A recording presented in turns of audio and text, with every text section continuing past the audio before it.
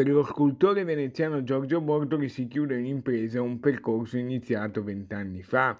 La sua scultura, Torre di Luce, è finalmente esposta al Meucci Garibaldi Museum di New York e rappresenta, tra vetro e acciaio, l'amicizia tra Venezia e New York.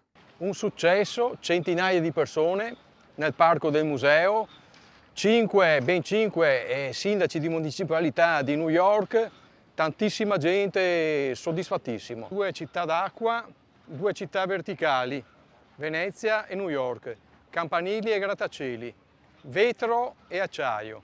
In cosa consiste l'opera?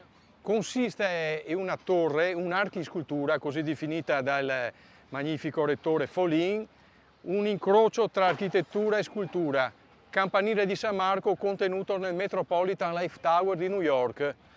Le due torri, una dentro l'altra, l'acciaio e il vetro. Venezia, il vetro e New York, naturalmente, l'acciaio.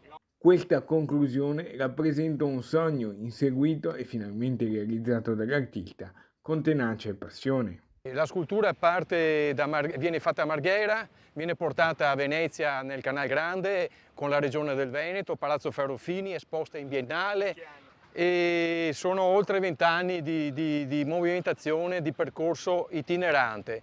Arsenale, dicevo, biennale, Burano, poi sono arrivati i pompieri eroi di New York, aeroporto parecchi anni, nel Padovano, Veneto orientale, ad arrivare ad Aviano.